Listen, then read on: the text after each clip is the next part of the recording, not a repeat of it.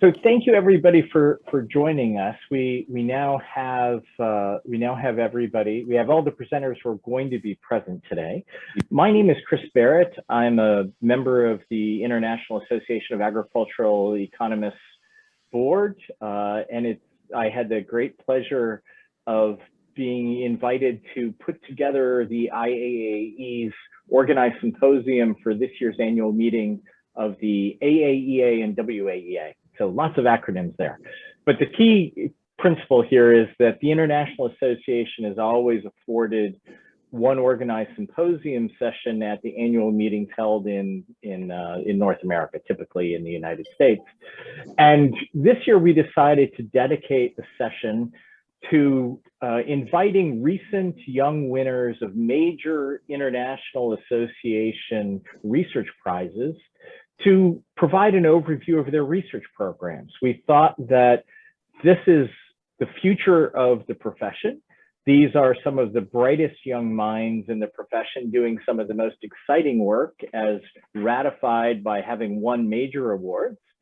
So who better to hear from in a major session intended to be accessible to a broad audience than these four people? And I would just remark that you'll be struck, all four women. So let me just flag the fact that the future of research excellence in agricultural economics is female. So, you know, old white guys like me are not the future of this profession. And I would like you to all celebrate this fact. It's not to be taken for granted. And I personally am delighted, not just when I recognized in reviewing who had won awards recently, that we had a very large share of female laureates, but also I was especially pleased that the four women who will speak today all agreed to present on their research topics. So the session format here, we'll have four speakers in turn. Each of them has won one of the major awards from the IAAE within the last few years, either the Iker Award, the Umalele Award, the T.W. Schultz Award, or the Westermark Award. You'll hear more about those at the International Conference of Agricultural Economists, the triennial meeting, which begins next week virtually. If you haven't registered already, I strongly encourage you to do so. Umalele and the organizing committee have assembled an outstanding program. So each of the four people who will speak in just a few minutes will present ideas and results from her broader research program. So note, we've not asked them to present a single paper. We've asked them to provide an overview of the broad sweep of the work in which they're presently engaged, including perhaps the work that earned them the award. So we're trying to highlight rising star young agricultural economists from around the world. And in addition to flagging that these are all women, I would just note the geographic diversity here. Our first speaker is from and based in India. Our second speaker is from Belgium, based in Canada. Our third speaker is American, and our fourth speaker is Dutch and based in Kenya, affiliated with the CGIAR institution. So we're also really embracing the ethos of the International Association here with a quite geographically diverse set of speakers. Let me just make one housekeeping note. If you have questions or comments, please put them in the chat. We will hold questions and comments until the end so that each speaker has a chance to present, but we'll come back to them then. But if you, especially for the early speakers, if you park your questions and comments in the chat, I'll call on you to unmute and pose them to the speaker at the end. One other housekeeping note, Anna Josephson's flight schedules unfortunately changed. She was gracious enough to pre-record her presentation. So I will just play her pre-recorded presentation in place of her presenting live. We will do that after, so we'll rearrange the schedule slightly. We'll keep to the original schedule with Nusrat Akbar presenting first, followed by Orly Haru, and then Berber Kramer will present. And after Berber completes, I'll play the taped version of Anna's presentation. So without further ado, I would like to introduce Nusrat Akbar. Nusra won the 2019 Best Paper Award in the journal Agricultural Economics, the flagship journal of the International Association. She's at Sri Mata Vaishnu Devi University in India. If you would please share your screen, Nusra, over to you. Thank you so much, sir.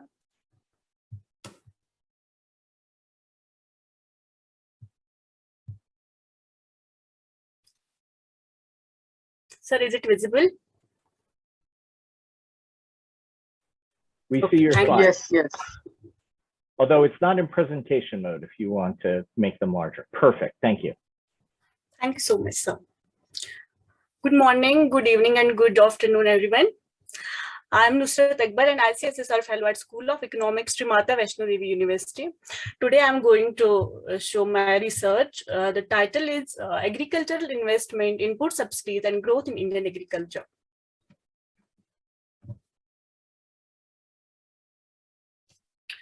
We all know that agriculture sector plays an important role in the overall development of an economy. So it's well said that a growing agriculture sector ensures a growing economy, because it plays an important role in the low and middle income and also in the advanced countries by increasing the agricultural productivity that leads to increasing the farming income and poverty elevation.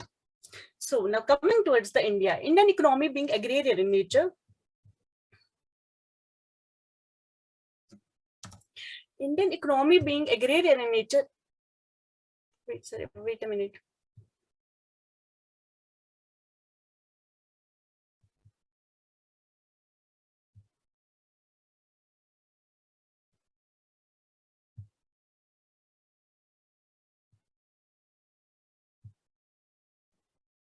Everything okay, Nusra?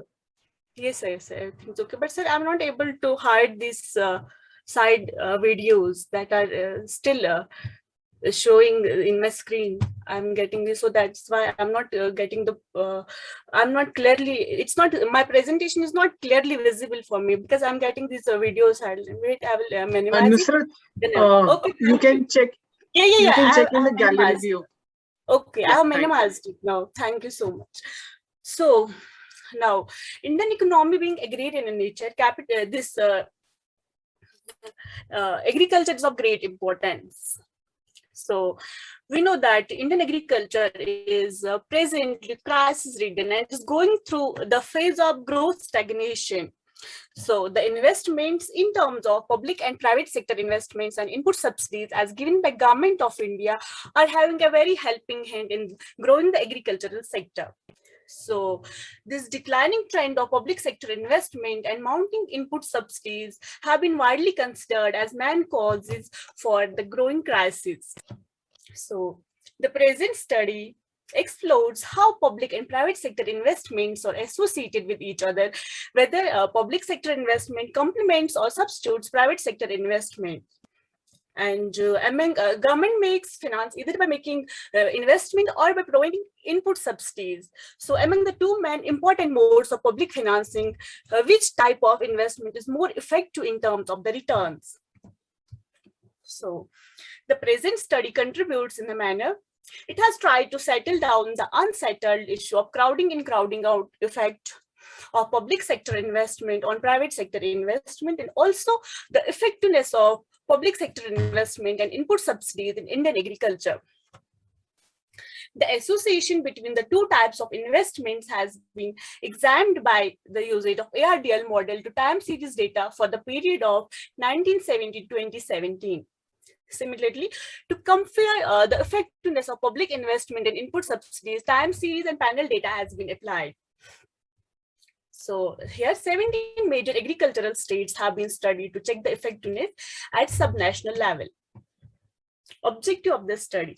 The main motive of this study is to examine whether there is crowding in or crowding out effect of public investment on private sector investment in Indian agriculture, and also to assess the comparative effectiveness of public investment and input subsidies in enhancing the farm productivity in Indian agriculture.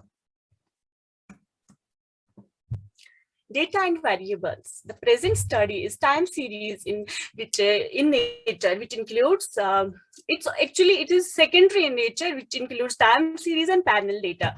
Data has been compiled from various government departments like Central Statistics Organization, National Account Statistics, Reserve Bank of India, and Agricultural Statistics at glance. So the time period for first object is 47 years, and for the second object, the time period is 38 years. Here, Ardl models have been applied for the empirical analysis. Now coming towards the first objective, that is crowding in out effect of public investment on private investment in Indian agriculture. So this objective tries to analyze the relationship between the two types of investments empirically. Studying this relationship is of great importance because Indian agriculture is severely crisis-ridden and is also going through the phase of growth stagnation. So many researchers are of the opinion that this one of the major reasons for growth stagnation is low investment in Indian agriculture. So there's an urgent need to put massive investment in farm sector by both public authority and farmers themselves in the form of private sector investment. But there arises a question that how to stimulate this private investment. From a policy perspective, one possible channel is to set up the level of public sector investment, which may stimulate private investment based on the argument that public in private sector investment in Indian agriculture. Crowding in out the conceptual framework. Here, one flexible accelerated model as developed by Jorgensen and Hall and Jorgensen has been used to examine the empirical relationship. It has been modified appropriately so that it will fit to the farm sector dynamics. Empirical model specification. So here two baseline models have been set up because researchers have raised the question regarding the estimation procedure of public investment. They are of the opinion that public sector, that CSO provides the narrow concept of public sector investment. So there is a need to re-estimate the concept of public sector investment in Indian agriculture. So in my study, I have tried to re-estimate by adding investment on two important heads, candle intensity and power consumption, due to the non-availability of data on other important heads of public sector investment. Here, two baseline models are there. One contains investment as per CSO and another one contains investment as per broad series. So various other explanatory variables like terms of trade, cropping intensity, credit, expected output have been incorporated along with public investments to get the more clear results. So Ardl bound test approach has been applied to check the existence of long-run co-integration among the variables. And finally, Ardl model has been used to check the long-run and short-run elasticities. Empirical results. Before proceeding towards Ardl model, we need to check the existence of stationarity of the data. That means we need to check the existence of unit root in the data set. To check the existence of unit root, augmented decay Fuller and Phillips parent tests have been applied. And the results are confirmed that there is having a mixture of stationarity of the variables. Some variables were stationary at level, some were not stationary at level. So I go for first difference where they become stationary, so which signifies the usage of Ardl model, because this model can be applied either we have order of our variables or stationary at level at first difference, or we have mixture of stationarity of the variables. And one model has been applied for lag selection criteria, and the results suggest 4 appropriate lags in models. Now, coming towards the results of long-run elasticities of Ardl model. Here are 2 model specifications. One contains investment as per CSO and another one contains investment as per broad series. Here we can see that public sector investment as per CSO as well as per broad series is having positive and statistically significant impact on private sector investment, which means that public sector investment crowds in private sector investment in Indian agriculture in long run. Along with the credit is also having positive and statistically significant impact. Terms of trade is also having positive and statistically significant impact. So this long run co-integration has been confirmed by the F statistics value of bound test approach, because the value is higher than the lower bound and upper bound critical values at 5% level of significance. So up to this point, it has been confirmed that there is existence of complementarity between public and private sector investment in long run. Now, what happens in short run? Here we can see that the current level of private sector investment is affected by its own lagged value. Public sector investment complements private sector investment as per CSO, as well as per broad series. Institutional credit, terms of trade, and expected output all are having positive and statistically significant impact. The lagged value of error correction mechanism is negative and highly significant at 1% level of significance. And the value of R square is lower than DW statistics, which confirms the existence of non-spurious regression.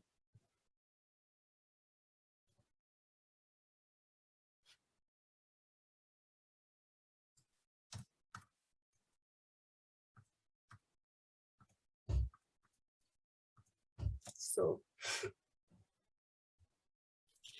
various diagnostic tests have been applied to check the normality, serial correlation, heteroscedasticity, and stability.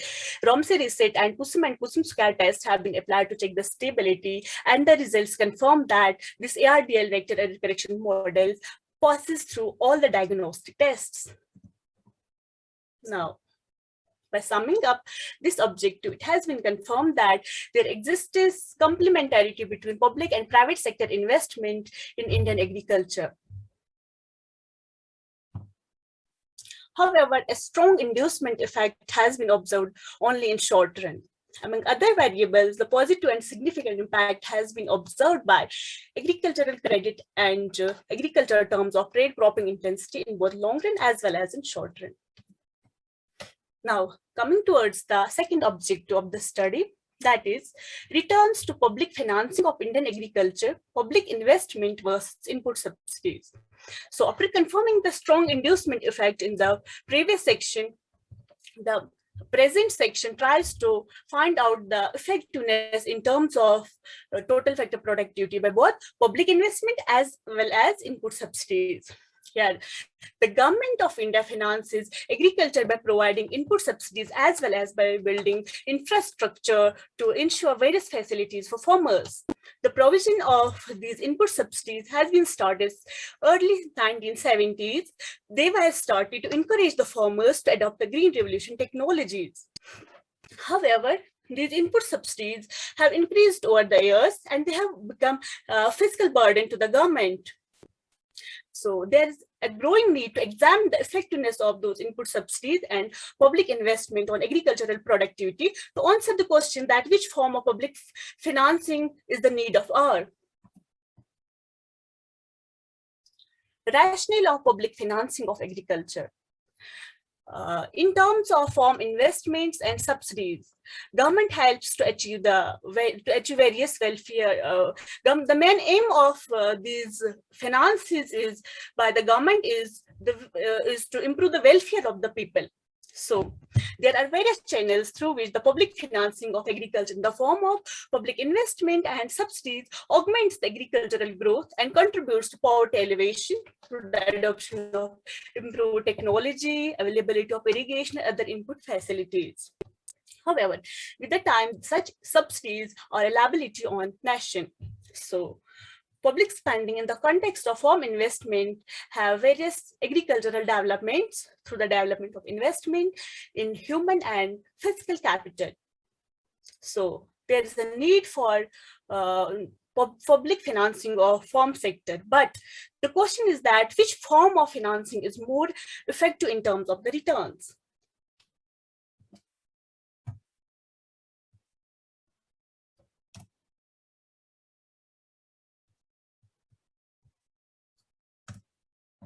So, trend analysis of public investment and input subsidies.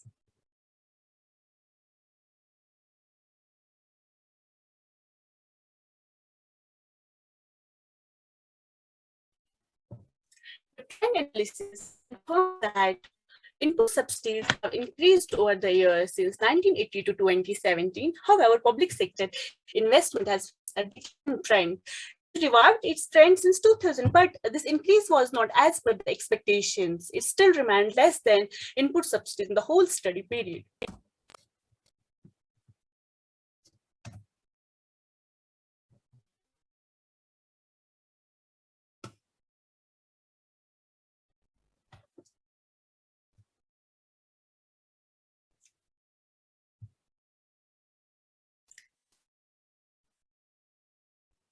So actually, I'm facing here problem because I'm not getting, they are not, my titles are not visible here.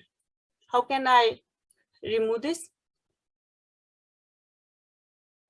I'm sorry, Nusrat, it's not clear what you're seeing. Yes, sir. Can you repeat? Sir, these icons are coming there. I'm not able to find my titles here. Okay. Like all these things are coming here. Meaning, are you seeing the other people's faces like that? No. Seeing, I'm seeing all these icons are coming here, like mute, stop, video, security, participants, all these things are coming here. And but we are able to see your slide very clearly, and presently you are on yes, sir, you are ARDL able, but I'm not. approach. Yes, sir, but I'm not able to find it, my title. How can I say that? What is the title? Because it's there.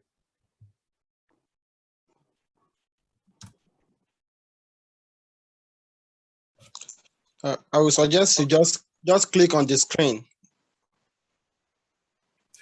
I click, but it's changing the slides only. Yeah, if you click on the screen, so they will disappear, and you'll be able to see your slide, I think. Yes, sir. If you try to click, just click out, click somewhere on your computer. Are you using a laptop? Yes, sir, I'm clicking, but it's changing the slide. The slides are changing there by clicking. And you're not able to see the slides? No, I'm not able to see the slides. That's a problem, sir, I'm facing. Okay. Can you stop the slide sharing and load it again? Okay, stop share.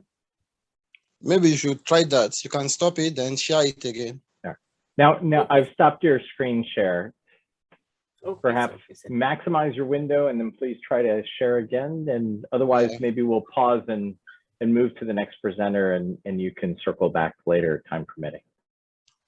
Okay, sir, I'll try, sir. But it's the same thing happens here. So you're unable to see your slides, is that correct? Yes, sir. Yes, sir. I'm unable to see because all these things are coming here, like mute, stop video, all these icons are coming, and I'm not able to find my slides, to see my slides. Yeah, we can see your slide. Can you see your slide right now? No, sir. I'm not able to see. So let me suggest, Allison, would you mind going into a breakout room with Nusrat and maybe just working with her on trying to resolve this, and we'll move to the next presentation, and then we can circle back and Nusrat can continue once she's able to see her slides. Breakout room, sir. Breakout room.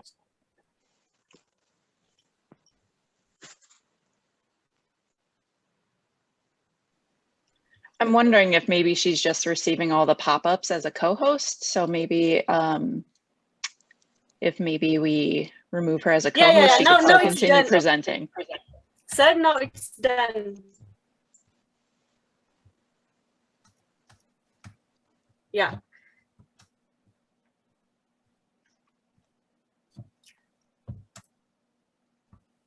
Materials and methods. Yeah. Materials and methods. Can you still not see your screen? Yes, sir. So now she can see. Now she can see, and now she's ready to proceed. All right, please proceed, but please also speed up because we've used much of your time on this. Okay, thank you so much, sir. So time series data has been used at an aggregate level for the period of 38 years and panel data for the period of 28 years, along with public investment series as per CSO, as well as in terms public investment in terms of canal intensity, power consumption, expenditure on agricultural research and education. And data on major input subsidies like fertilizer, power consumption and irrigation has been used here. So other variables used in the empirical analysis include institutional credit, agriculture terms of trade, area under HYV seeds, cropping intensity, weather index. So in case of state level analysis, the capital expenditure has been taken as the public investment, which has been divided into different subheads: food storage and warehousing, research, expenditure on research and expenditure, and so on. Total effective productivity has been used as a return of agricultural output, and it has been measured by making the input output ratio by the usage of Fairprimount index. Here, same Ardl bond test approach has been used. Here, panel Ardl has been also used to check the effectiveness at subnational level. Mixture of stationarity has been confirmed by the usage of augmented Fuller and Phillips parent test. Now, coming towards the results of long-run elasticities. Here, the results confirm that public sector investment as per CSO as well as per broad series is having positive and statistically significant impact on total effective productivity in Indian agriculture. However, in case of input subsidies, it's only irrigation subsidy that's having positive and statistically significant impact at 10% level of significance. Terms of trade, institutional credit, area under HYV seeds, cropping intensity, all are having positive and statistically significant impact on total effective productivity. However, weather index having negative and statistically significant impact. Long-run co-integration has been confirmed by F statistics value of bounds test approach.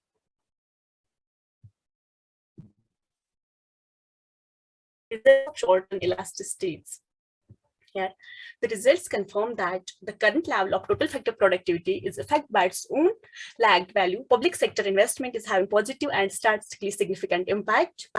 Irrigation subsidy only is having positive and statistically significant impact on total effective productivity, along with all these factors.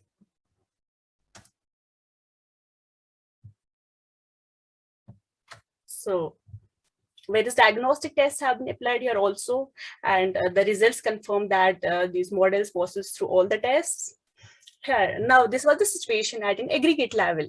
Now, what's happening at subnational level? So, panel Ardl model has been used to check the existence of subnational level. But before proceeding towards the panel Ardl model, we need to check the existence of cross-section dependency. Nusrat, please forgive the interruption. We are well past your allotted time. We don't have time to do diagnostic checks now. Can you perhaps fast forward to your core results and conclusions, 2 more slides, and then we need to move on. Thank you. Okay, thank you so much, sir. Sorry for inconvenience. So these are the long-run elasticities of panel Ardl model. This shows that agriculture proper, food storage, and warehousing, research and expenditure, rural development, irrigation, investment on irrigation, all are having positive and statistically significant impact. However, in case of subsidies, only irrigation subsidy that's having positive and statistically significant impact, but it's significant at 10% level of significance.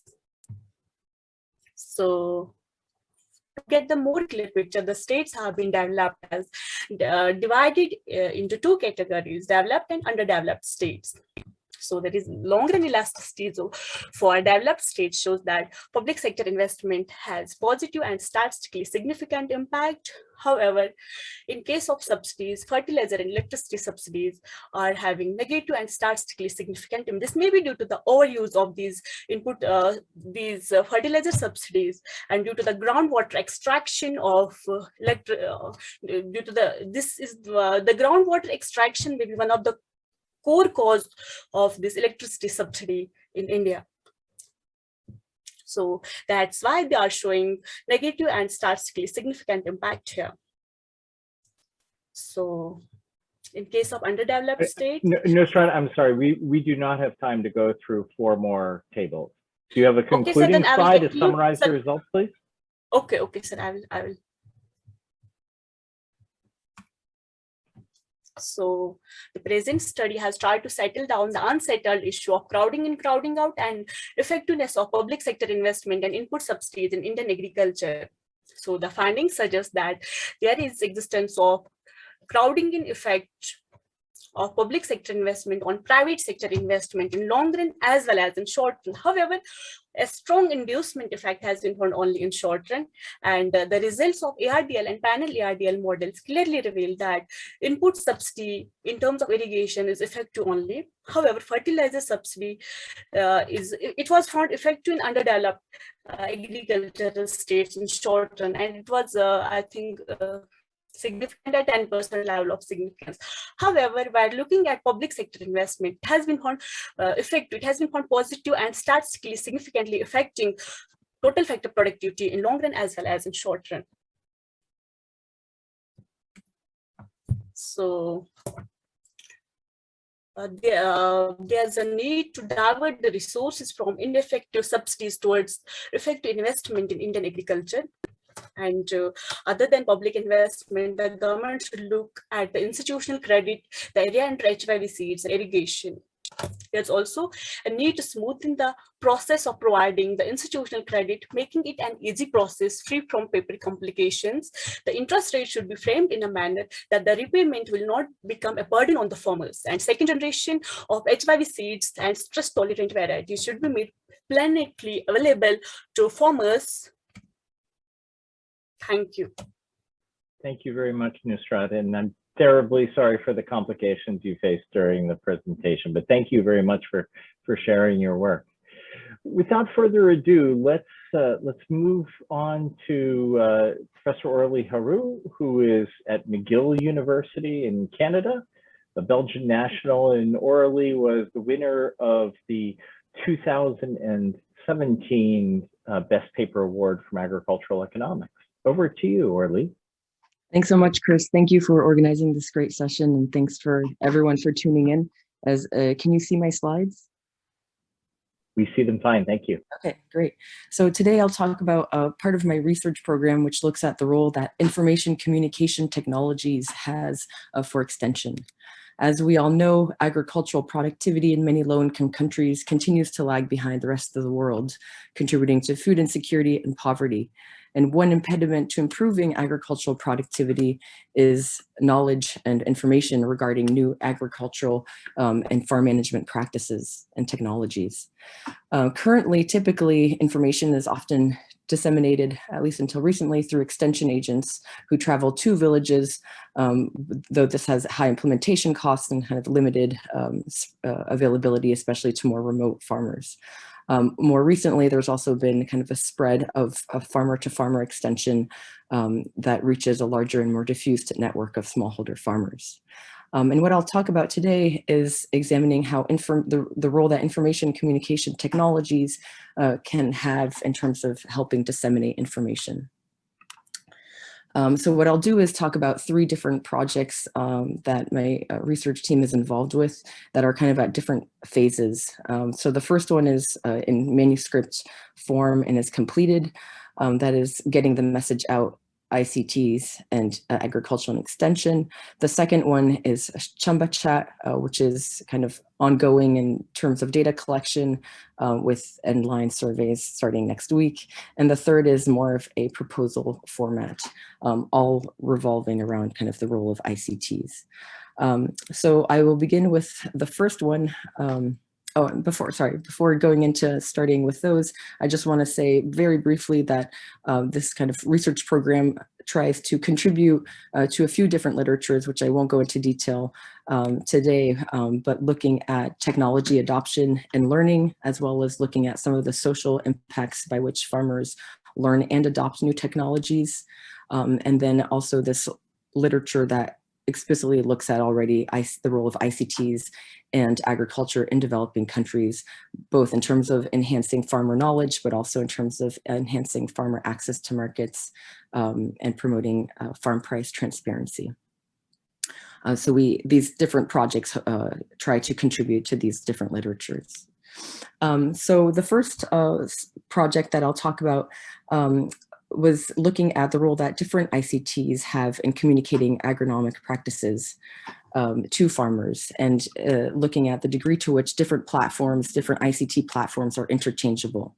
So what we do is run a randomized control trial in Nepal, comparing how these 3 different ICTs affect adoption and retention of information. And we look at radio messages, interactive voice response or IVR messages, and we also, and we also look at a remotely accessible smartphone app.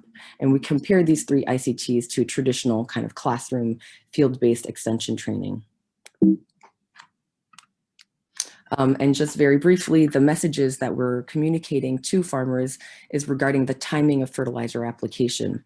So traditionally, DAP is recommended at planting, and is kind of recommended as broadcasting, and typically top dressing fertilizers were recommended when maize plants reach farmers' waist. And here, this is, I forgot to mention, work done collaboratively with CIMMYT in Nepal, as well as one of my graduate students, Nicoletta Jualivi.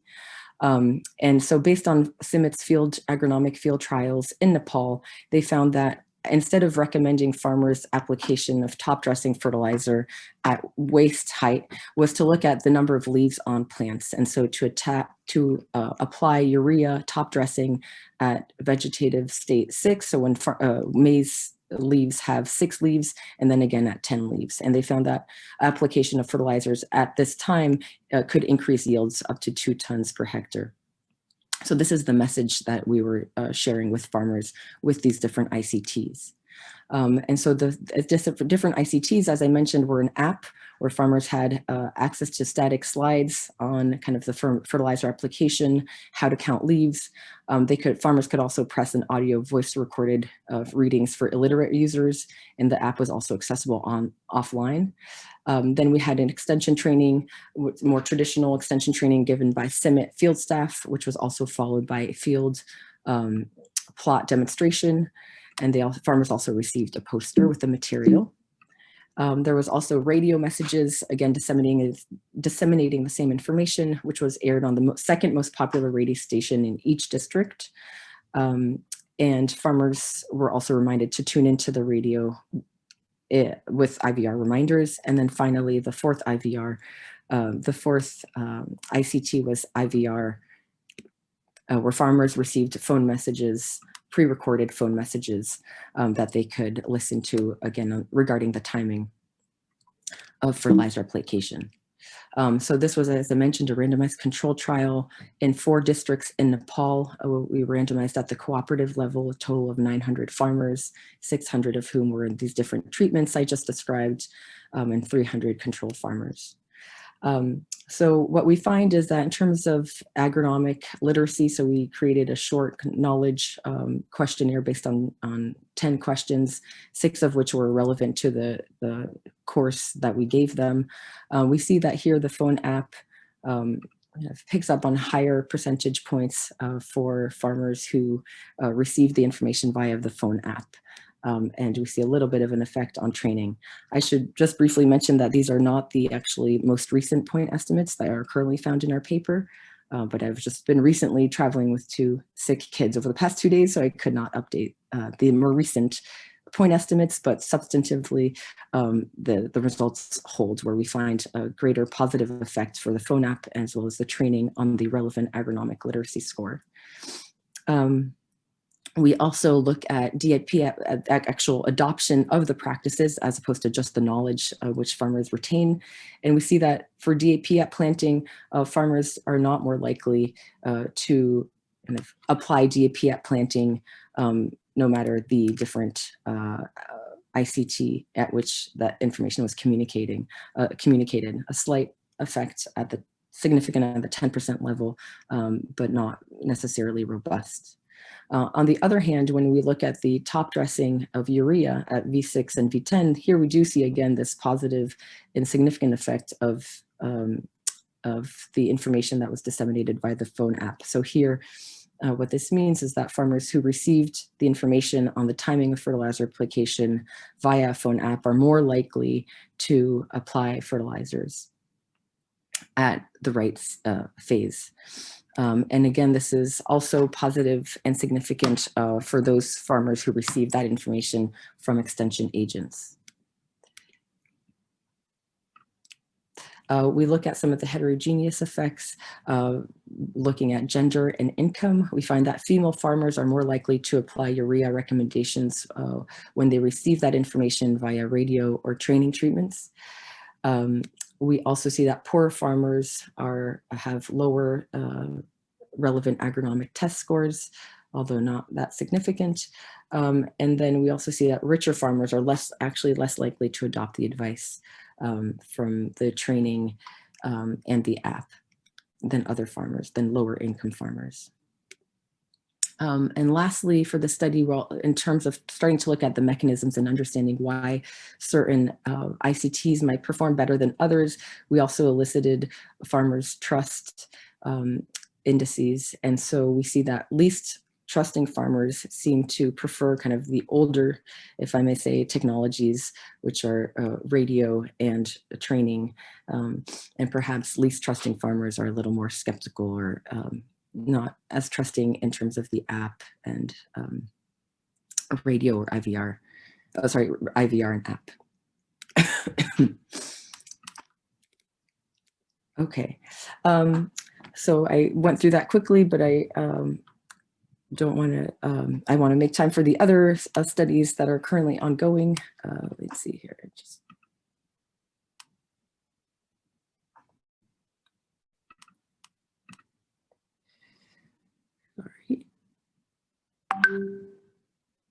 Okay, sorry about that. So Shamba Chat, which means farm chat in Swahili, this is a peer learning tool for ICT extension. And so as we all know, best practices vary with context depending on ecological, social, and economic factors. And so what we do in the study is look at two main objectives. One is seeing the degree to which peer learning can promote adoption of complex technology bundles that are involved with conservation agriculture. And then the second thing we seek to do is to understand whether the dynamics of farmer-to-farmer extension can be preserved in a digital space. And so what Shamba Chat is that it connects farmers with each other in chat groups. And it connects farmers who are in a similar region who grow the same crop and share similar soil nutrition deficiencies. And it was actually a bit challenging to find a partner, commercial partner who was able to do this. A lot of companies exist in which they can send text messages to kind of unilaterally to farmers, for example, from an NGO. But to allow farmers to chat with each other was more challenging. And luckily we did find a TeleRivet based out of San Francisco, which allowed us to do this. And I should mention, this is a study done with TeleRivet. Also, a lot of this, the idea and a lot of the legwork is done by my graduate student, Violet Lasden. And we are also working with Sokoine University of Agriculture. So here, we are conducting, again, a randomized control trials with 523 farmers who have cell phones in Morogoro, Tanzania. All farmers receive texts from SUA about various conservation agricultural practices. Treatment farmers are assigned into 5-member chat groups. And each group includes a farmer that has some experience with the agricultural practice that is promoted through Shamba Chat, again, because we're interested in seeing how farmers can learn from each other. And we also include in each group one farmer who is reported as someone who enjoys teaching agricultural practices to others. And so we had 3 rounds of these kind of sessions. One was at planting, one was mid-season, and one was more recently at harvest. And so the outcome variables that we're most interested in are perceived self-efficacy. So here we're trying to understand some of the mechanisms, again, in farmers' propensity to adopt certain technologies. We're also interested in and have collected subjective probability distributions over expected adoption outcomes, knowledge, adoption, and yields. Perceived self-efficacy refers to the extent to which people believe that they are capable of doing a specific task in order to achieve certain goals. we had a baseline in last August, and then, as I mentioned, conducting endlined next week. And just very briefly, some preliminary results that we received, that we examined from the round 1 messages. We see that farmers in the group messages treatment group sent a total of 996 messages. 300, about a third of those were in response to other farmers in the chat, and 2/3 were actually more of a response to the information received from SUA. 213 farmer messages reinforced the content of the SUA messages, while 14 contradicted it, and 7 messages actually contained inaccurate information. And 53 messages expressed intent to try practice discussed during the SUA course. Part of, excuse me, part of the crops mentioned, part of the course included kind of intercropping with legumes, and oh, great. Okay. And the cowpeas is more often discussed among farmers.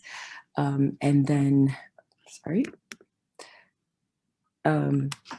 The topics most frequently mentioned in round 1 were again regarding legume intercropping and composting, which were again part of the Chamba Chat SUA course that was disseminated. So currently, as I mentioned, ongoing with the endlines. Okay, and then that brings me to the third study that I'll mention, which is actually more of a proposal in a proposal format. And that is, we're hoping to evaluate the digital app Plantix on smallholder farmers. Farmers lose about 37% of their rice crop to pests and diseases every year. And Plantix is an Android app that helps farmers diagnose over 500 different pests, diseases, and nutrient deficiencies on 50 major crops. And they receive this information by uploading images of diseased plants. And so we are focusing on the rice in Telangana in India, and we're hoping to evaluate the degree to which Plantix can help farmers decrease pest infestation rates, preserve yields, and increase farm profitability. And we're also interested in looking at the heterogeneous effects, again, by asset level, remoteness, and gender. So this is what the Plantix app or interface kind of looks like. In addition to receiving kind of recommendations based on the pests, farmers are also connected with other farmers so that they can discuss in the forum. Excuse me. And they also are connected to input dealers once they've been diagnosed with a certain pest. So we're interested in kind of 2 parts of the study. The first part would be measuring the effect of Plantix use on yields using satellite imagery. And so we propose to do this by focusing on 4 districts in Telangana where there are currently a high number of Plantix users. And then we would like to collect crop cuts from 5 villages within each of these districts: Mahabubnagar, Nalgonda, Karimnagar, and Warnagal. And each of those 5 villages, we're proposing to randomly select 30 farmers, 15 of whom have suffered from a pest on their main rice plot, and 15 of whom have not suffered from a pest on their main rice plot in the past 2 years. And then using those crop cuts, we can then calibrate different satellite yield estimation models. We propose to calibrate 3, one using crop cuts from healthy plants, one using crop cuts from infested plots, and then one using all crop cuts. And the idea is that this potentially could kind of also serve as exploratory work to see if satellite imagery can also be used to detect pests. And I should mention this is a proposal that we are working on with Plantix, obviously, with ICRISAT in India, with the University of Michigan, and Cal Poly. And then the second part of the study is seeking to understand how and why Plantix might affect farmer yields. And so for this portion of the study, we're proposing a small randomized control trials where, in addition to the 600 farmers from whom we would collect crop cuts, we would also randomly select another 600 farmers who would be involved in the RCT portion who have also had pest infestations. 300 farmers would receive SMS nudges to tune into Plantex, and 300 farmers would receive, another 300 farmers would receive SMS nudges. One would be framed in terms of gains, one would be framed in terms of losses, so that we hope to also additionally test kind of prospect theory and seeing how, whether farmers are more likely to respond to messages to use the app if it's framed in terms of a gain versus a loss.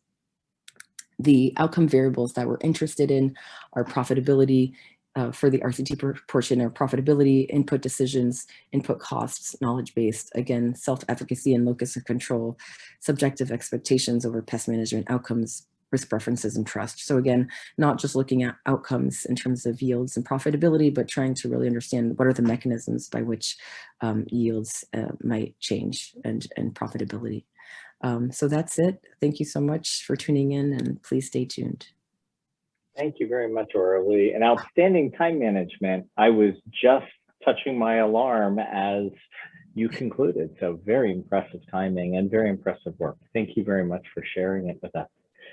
So we're going to switch the original schedule just slightly because Anna Josephson isn't able to be here in person. I'll play her recorded presentation after Berber Kramer presents. So Berber is a research fellow at IFPRI, based in Nairobi, Kenya. And Berber was the winner of the 2018 T.W. Schultz Prize for Best Contributed Paper at the triennial meetings held in Vancouver. Over to you, Berber.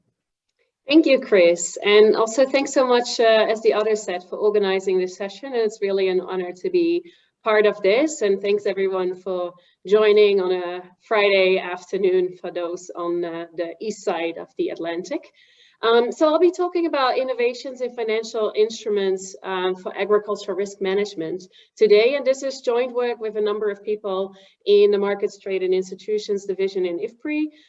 I see that a few of our research analysts are online, which is great. Pushkar Gaur is working with us on this, who's in the Delhi office of IFPRI. I also saw Samson de Jena Herrero online, and it's also a lot of this work is joined with Francisco Ceballos, who is a research fellow with MTID, and others kind of are coming in and out of the work that I have their names on the screen where relevant.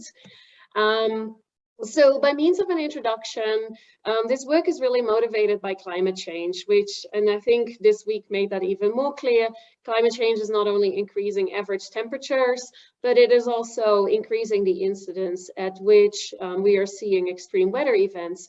And the vulnerable poor and smallholder farmers are disproportionately affected by these consequences from climate change. And so something that I have been interested in my work is how can we improve agricultural risk management, and how can we improve adaptation to climate change?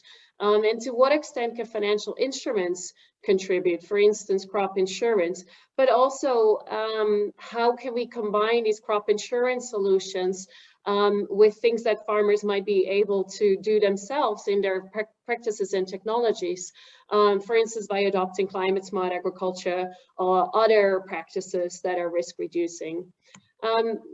And so there's two kind of ways to think about how index insurance and these risk reducing technologies and practices overlap or are important to think about in one framework.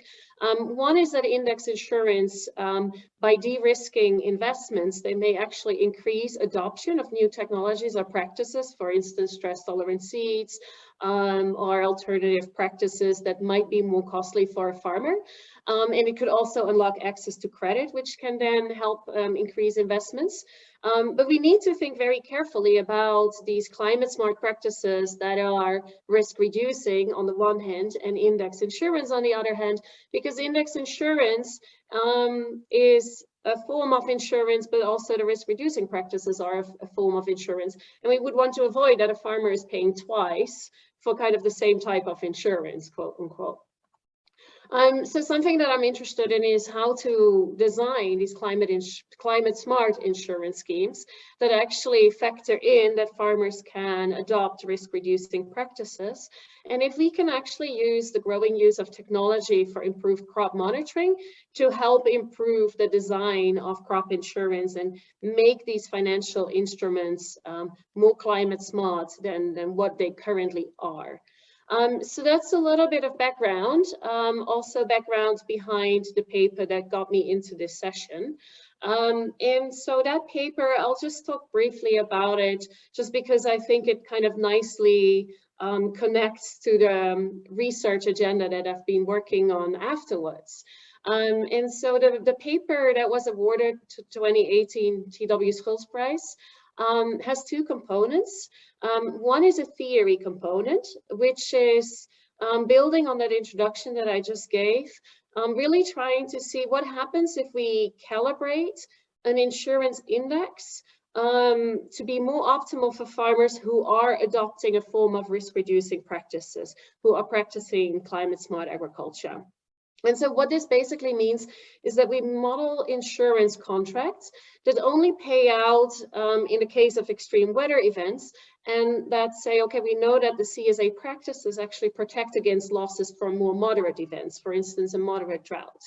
Now, the theory goes that this would lower insurance premiums as it reduces the frequency at which the insurance company needs to make payouts. And so by reducing expected payouts, you would imagine you would get lower insurance premiums, which means that more farmers would be purchasing insurance. But what we are showing in our theory section of the paper is that this is only the case when the index correlates well enough with the losses that a farmer incurs. And if there is too much what we call basis risk, meaning that the index does not correlate adequately with the losses that a farmer actually incurs on his farm or her farm, that then in the presence of such basis risk, it's actually not demand improving. And moreover, basis risk is reducing demand for insurance so much that we kind of realized as we were writing this paper, first order, really before we can start thinking about calibrating indices to be optimized for farmers practicing climate smart agriculture, a first order prerequisite is really that we need to reduce basis risk because there's no demand in the presence of the extreme amounts of basis risk that we're currently seeing in insurance programs. And technology really could offer a solution in there. But then if you're saying, okay, let's use technology and yet let's better approximate actual losses on a farmer's field and actually make payouts more on the basis of estimates of actual damage that we see in a farmer's field, then we're kind of moving back to indemnity insurance, whereby insurance payouts can depend on whether or not a farmer chooses to invest in risk prevention. And that could actually discourage CSA adoption. So we have a whole new problem to worry about in terms of, a classic moral hazard problem that a farmer may think, why would I invest in a new practice that is reducing my risk if in that case I am not going to receive insurance payouts because I am not suffering damage? So we designed a field experiment, and that is the second part of that paper, in which we condition payouts from a subsidized, more indemnity type insurance product, whereby we're using technology to be able to provide more indemnity type insurance with lower basis risk. We condition the payouts from this product on adopting a climate smart practice. And so we're calling this the subsidies that we're giving on these insurance products, we're calling them kind of climate smart subsidies because we're really actively trying to encourage farmers to adopt new practices that are more climate smart. Just some background behind where the setting in which this experiment was done and how we were able to move towards an indemnity-based, more insurance type solution. This is the work done in the context of Northwestern India, an experiment with wheat farmers, where we were testing a new insurance solution called picture-based insurance. And the idea there is that a farmer can download an app on his or her phone and lock in the site that she wishes to insure with an initial image of the site. And then throughout the season, as she's visiting the field to cultivate it, taking regular repeat pictures of how to monitor how the crop is growing. And then when there is damage, there is evidence that the crop was managed properly before that damage occurred. And there's a before-after image that can help agronomists through visual inspection determine whether indeed there is significant damage that should receive compensation from insurance. And also you could imagine moving towards using computer vision to process the images in a much faster way, even without involving agronomists inspecting the images.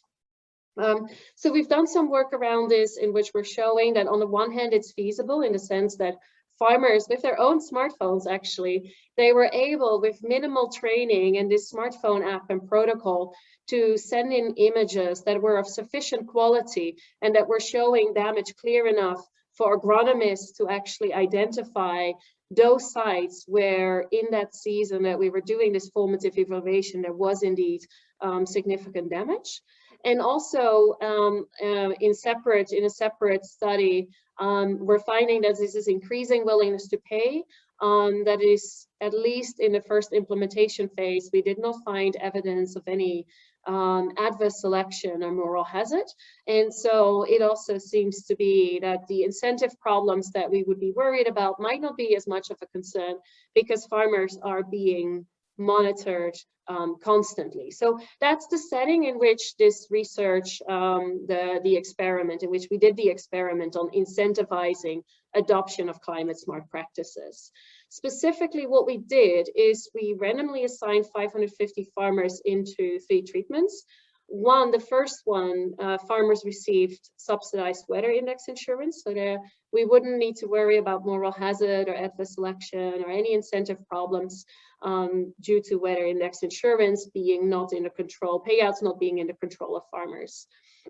A second treatment was picture-based insurance, whereby you might imagine that farmers would say, okay, why would I adopt this climate smart practice? Because if my crop gets damaged, I will receive a payout. And then in a third treatment arm, we offered that same picture-based insurance product, which is moving us closer to an indemnity space. But now payouts were made to farmers, and they were informed at the start of the season, only if they were not burning their residues, which is considered a really problematic practice in northwestern India. And leaving residues on the field is a strategy for farmers actually to reduce risk, but leaving residues on the field instead of burning the residues also has environmental benefits and externalities because you're not getting as much pollution from burning. And if you hear of stories in the fall in Delhi, is often a big haze. It's difficult to see too far ahead of you because of all the smog falling down on the city, which is partly resulting from the agricultural fires. And so this is the setting in which the experiment was done. What we found was that conditioning payouts reduced burning rates by at least 12 percentage points. So we saw that the number of farmers burning their crop residues in our third treatment, where payouts were conditioned on not burning, reduced significantly. But there was a problem that still 80% of farmers chose to burn their residues. And as a result, they were not eligible for insurance payouts. And so there's concerns about, you know, a really negative side effect of farmers losing their insurance cover. And it is their own choice. But as we were asking farmers about, okay, why did you choose not to adopt this practice and leave your residues on the field? There were valid concerns from farmers. The machinery to allow them to leave residues on a field, for instance, was not available. They didn't know enough about this practice. A number of other constraints that really made us realize, okay, so we need to do more. If we want to condition premiums or subsidies or payouts, if we want to condition that on certain practices, then you need to do more. You need to provide complementary solutions. And so, for instance, maybe bundling insurance with machinery or bundling insurance with advisories. And so that leads me to follow-up work that we've been working on. Chris, how much time do I have? I was just sending you a 5-minute warning. All right, good. So I'll just touch on these briefly, but some follow-up work that we're doing based on sort of, it kind of started with that initial India work, is kind of, we've branched out in Eastern Africa and in India. We started working with the Ardl Rural Resilience Initiative, which really does holistic risk management and bundling risk transfer with risk preparedness, savings, with credit, and also with risk reducing practices and technologies. In Kenya, we're working with an organization to bundle insurance with stress tolerant varieties, with seeds of stress tolerant varieties. Then in Haryana, where we originally started, we're now trying to encourage diversification of crops by providing insurance not just for cereal crops, but also for horticulture crops, which is currently not available. In Odisha, we're working on insuring digital agricultural credits, also with the idea to promote technology adoption and hopefully encourage farmers to adopt more of these climate smart technologies and practices. And then finally, in Tamil Nadu, we're bundling insurance with digital advisories around integrated pest management. So kind of a whole range of different programs and impact evaluations and experiments that resulted out of the initial work. Kind of more broadly across these different settings, we're testing the use of technology and in particular smartphone images for crop monitoring, yield estimation, and claim settlement. Just briefly touching on that. So there we're asking the question, can we use smartphone images for crop monitoring? And the answer is yes. We've recently started working with a tech startup which is doing some really interesting work in the area of using convolutional neural networks to predict the type of damage that might be visible in smartphone images, but also predicting the extent of damage. And so they have been pretty successful with these neural nets to indeed predict these two outcome variables, both in the case of paddy in India, but also for the case of maize in Kenya, where actually our drought model now has achieved an 89.6% accuracy. So that's really, really encouraging.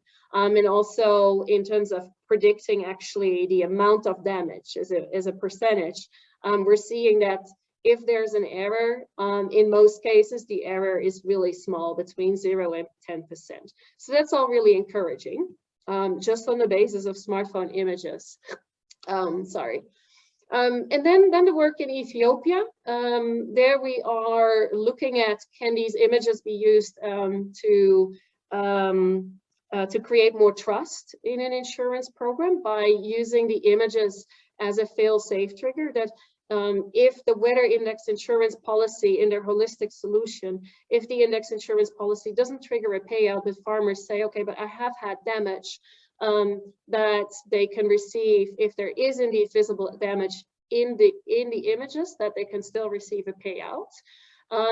Now, a concern that came up there in talks with the different stakeholders was that there might be jealousy between people within a village if they're not all receiving the same payout. And with the images, you could get a situation in which for some people, damage might be visible in the images, but for other people, there's no damage visible in the images. And so then different people get different payouts.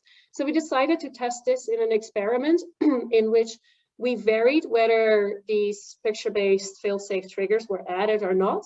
And we also varied whether we primed the social comparison or not in the lab.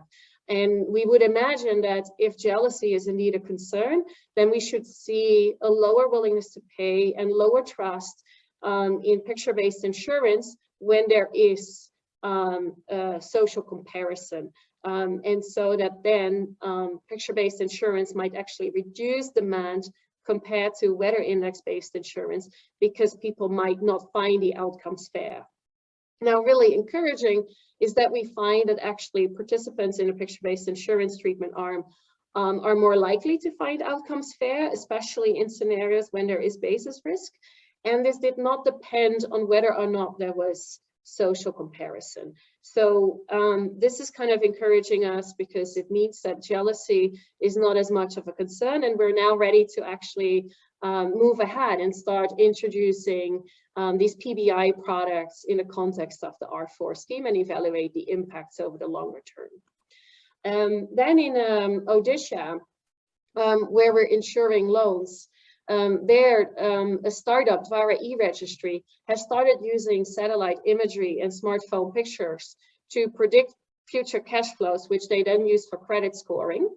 And here we found some interesting gender effects, whereby actually, although women were less likely to take up credit and were expressing that they were interested in loans of smaller sizes, we actually see that adding this technology and using the CAT score model for credit scoring, that women say, oh, if that's the case, then I will apply for a greater loan. So that's really encouraging. Now, a challenge here is low willingness to pay, and that brings me back to the risk reducing practices side. As a next step, we really want to see if we can lower the premiums with risk reducing technologies. I think I have ran out of time, so I'm just going to quickly skim over these. I think the value of ICT and digital advisory services has already been really nicely illustrated by Ardl, so I'll skip this slide. We also have ICT increasing knowledge, so let me just move on from there. I do want to point out the gender part, the gender finding, which is that we see women actually appreciate these digital advisories a lot more than men, because it means that they don't have to travel as far to get the advice that they need. And then a really small note in Haryana, India, in our impact evaluation, we're providing these picture-based insurance products for horticulture crops, in particular tomatoes. But what has actually struck us during the pandemic and up to today, the tomato farmers are actually really more impacted, it seems, by price risk than by production risk. And so what we really need is mechanisms for price stabilization. So stay tuned for impact results, but we're worried that this might be kind of lowering the impacts of an insurance product for production risk.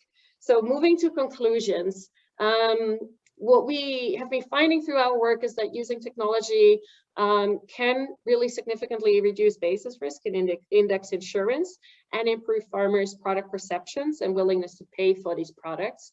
But we do face in several of the trials low demand and low willingness to pay. And so you really need to think about the right mechanisms to deliver these products and maybe integrating in credit so that the insurance premium doesn't have to be paid upfront by a farmer using cash. Maybe bundling with seeds. Also, one could think about integration in social safety nets, whereby instead of funding a cash transfer scheme, a government might fund state contingent cash transfers that do not pay a fixed amount every year, but for the vulnerable non-poor might pay in years that an index triggers. Overall, though, better risk management requires innovations not only in financial instruments, but also adoption of risk-reducing practices and technologies to reduce those premiums. And we really have to figure out that price risk issue. So I would like to leave it with that. Thank you so much again for joining this session and for your interest. Thank you. Thank you very much, Berber, for a fascinating presentation, a really exciting program of work, which does tie very nicely to Aurélie's earlier presentation and ties quite nicely to our final presentation. Anna Josephson is not able to join us. Unfortunately, she had a change in the timing of her flights, but she was able to prepare a presentation in advance. Can you see my screen now? Do you see the presentation, I hope? Very good. So I will go ahead and introduce Anna. Is an assistant professor at the University of Arizona, and she was the winner of the 2018 Umalele Prize for the best work in gender. So building on Berber's points about gender issues related to insurance. Anna's work has explored several different topics in gender, but let me leave it to her to explain this.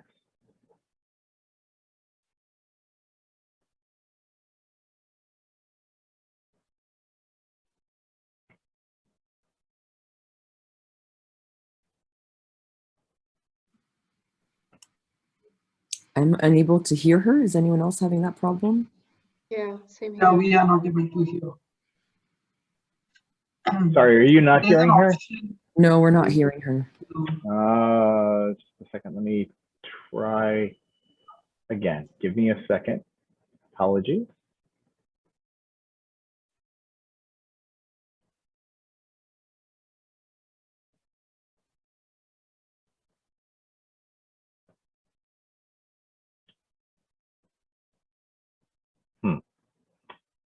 Anybody have any guidance on how to do this? It worked fine when I trialed it. Do you know where the tripwires lie in this? There is a option of share computer sound. There may be one option you just need to check it.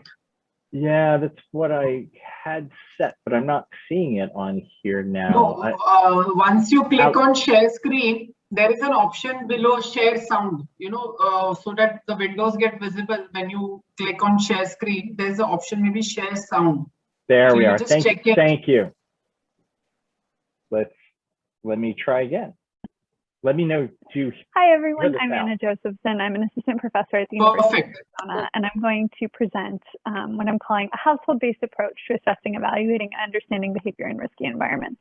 I'm really grateful to be a part of this session, and I'm sad to not be there with all of you in real life, but I'm grateful to Dr. Barrett for taking and accommodating my asynchronous presence. So as a bit of an introduction, I'm Anna Josephson again. I'm an assistant professor at UA, which is located in Tucson in Arizona. I received the Umalele Prize in 2018, and I'll explain what my paper was about there. Here are a few ways that you could find me or get in touch with me. And I'll talk today about what I've been doing sort of since 2018, since how my research has shifted and changed since that award, and in my first 3 years at UA. So the paper that won the prize is called Share and Share Alike, the impact of a short-term shock on gender income allocation in Malawi. And what I did there was I included joint income to estimate how households reallocate their resources after they experience an unanticipated shock. And so what I found is they exhibit some strategic behavior and partial pooling of their income for essential goods like food. And the takeaway there was we should reconsider and reevaluate how we consider the structure of households and the necessity of joint relationships and collaborative work within that structure. Essentially, how do we measure household behavior was what I was trying to take away there. And so I think that the themes of the current work that I have are really expanding on two ideas. The first is households, of course, and inter-household dynamics, and the second is measurement. And so I'm going to talk today about 3 projects that are all measuring different things. So the first one is measuring weather in Sub-Saharan Africa. The second is measuring impacts of COVID-19, both in Sub-Saharan Africa and in the United States, and then measuring intra-household poverty and nutrition in the Philippines. So to dive right in, I'll talk first about this weather project. And this was work with Talib Kilich, Jeff Mickler, and Siobhan Murray. And this work we really started actually at IAAE in 2018. And what we're trying to do is assess impacts of mismeasurement of weather and climate on estimating agricultural production in Sub-Saharan Africa. And so what we're doing with this project is we're using the LSMS data in 6 Nigeria, Tanzania, and Uganda, and testing a bunch of different iterations and seeing how your estimations of agricultural production change depending on what weather products you're using, what extraction method you're using for those weather products, what weather metrics you use, what dependent variables you use if those end up changing your results, and then looking at 6 different specifications. And so this was really motivated first by trying to see if you're using a very specific, someone's very precise location of their field, are you getting a very different estimate than if you're using something that's aggregated up to a higher level? And then does that change based on what actual weather product you're using, whether that's chirps or ARC2, and then actually looking and seeing if those things vary across weather products and across weather metrics or dependent variables. So all of this is something like 168,000 regressions. So that's a bit of a challenge to present, but we're working our way through, and I think I have some interesting graphics on how measurement shifts. So to motivate this a little more, you can see how important measurement is here. So this image below captures precipitation measured by the 6 rainfall products that we use for a 100 by 100 kilometer area on a single day, January 7th in 2010. And so what you can see is there's significant variability across these 6 weather metrics. So this one here has quite a bit of higher rainfall measured in one part. This one is sort of scattered and a little more pixelated. This one would tell you that there's been significantly less rainfall.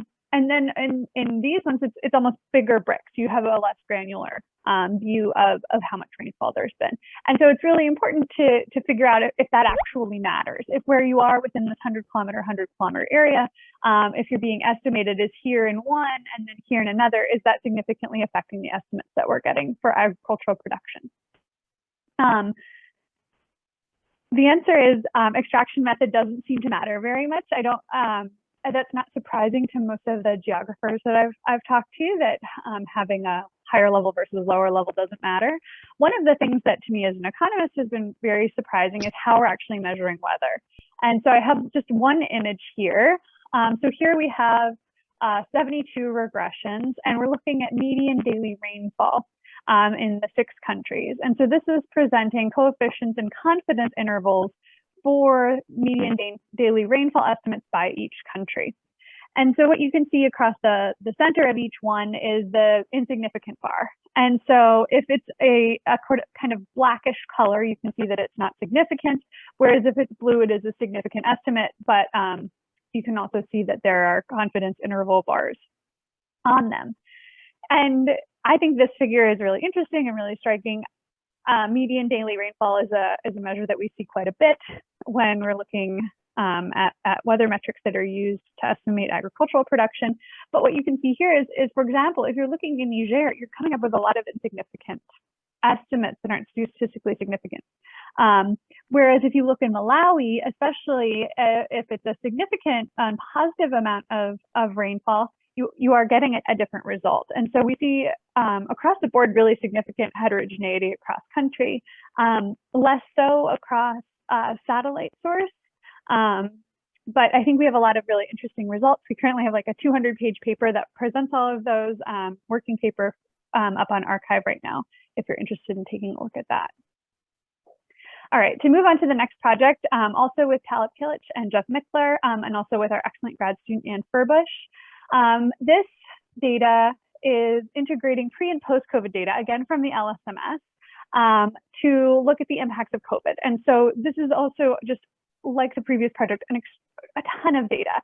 In this case, so far we've integrated more than 40 survey rounds and 81,000 interviews across 5 countries, somewhere between 1,700 and 3,200 households interviewed in a given round, depending on the country. And so we're trying to integrate all of that so that we can assess how these households are coping with COVID, how they've adapted to COVID, and just how are they doing. And so one graph that I pulled to share is looking at the different coping strategies that people are using in Ethiopia, Niger, Burkina Faso, Malawi, and Uganda, and looking at the reliance on savings, reliance on non-food consumption, sale of assets, reduced food consumption, receiving help from family, or doing nothing. Is that your coping strategy? And we get to see them across time because, again, we're integrating these across a whole entire year. And so I think it's very interesting, though perhaps unsurprising, that if you look at Ethiopia, if you look at Malawi, did nothing is the most significant coping strategy that these households are using. It's also interesting that in Niger, people are really tremendously reducing their food consumption, which we do see mirrored when we look at food security. And so this is a really ongoing and still evolving project. COVID is still and really an increasing problem in Africa in these past few months as there are significant vaccination lags across the continent.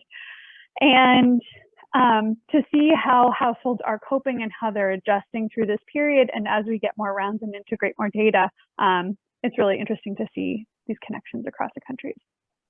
So I'm also looking and working on some COVID dynamics, specifically in the food security space in the United States. And this is with the National Food Access and COVID Research Team, or NFACT. There are members of that from more than 14 states across the country, with the kind of core board of us in Arizona, both at UA and at ASU, as well as at Johns Hopkins University and the University of Vermont.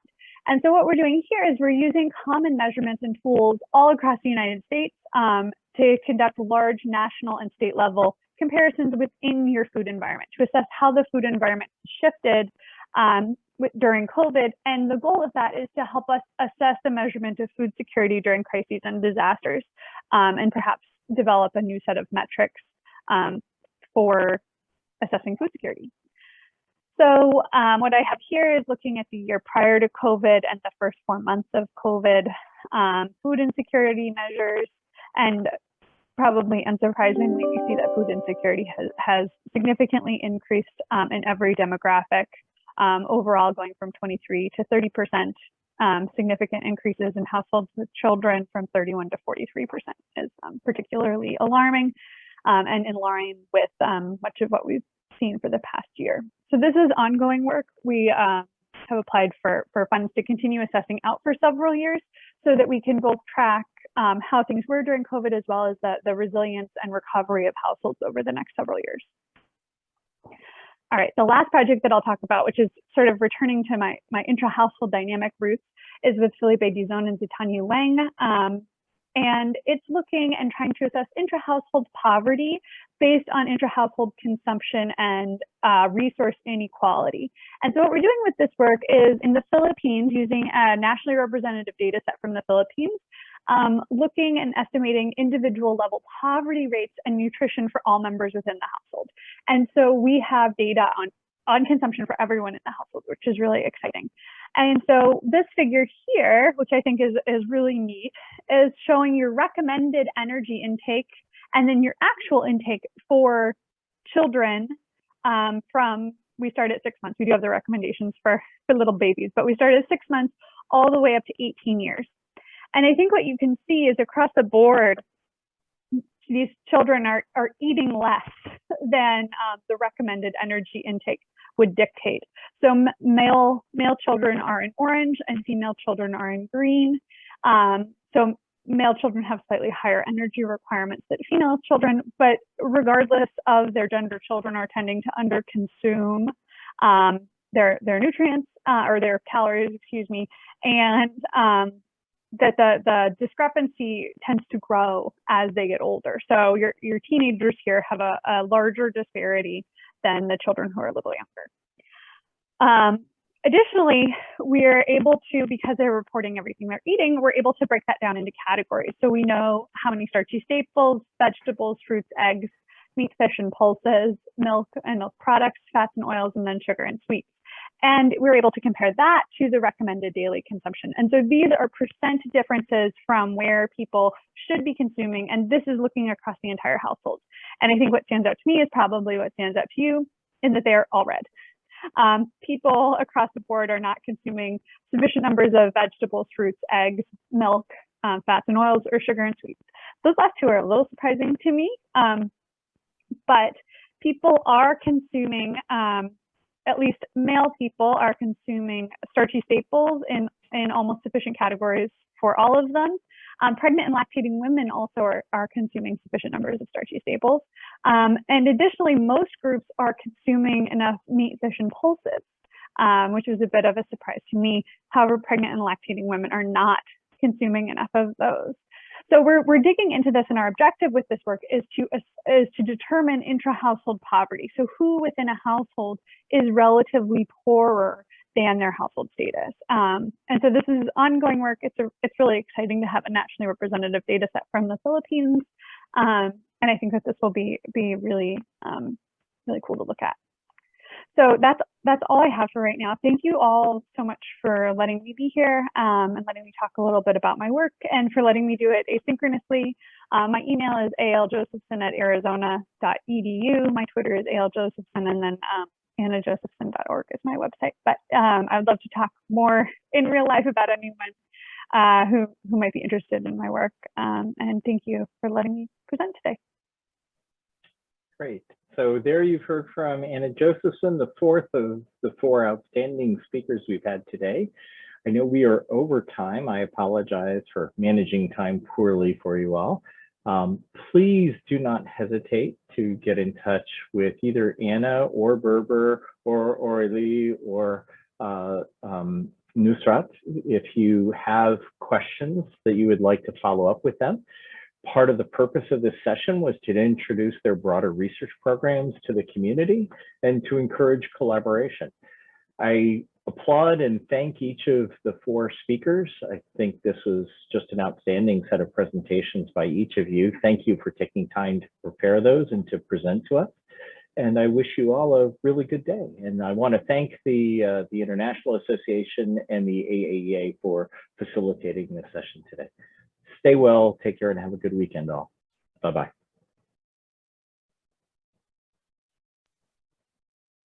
Thank you, Chris, for organizing. Bye-bye. Bye-bye. Okay, bye. Thank you very much.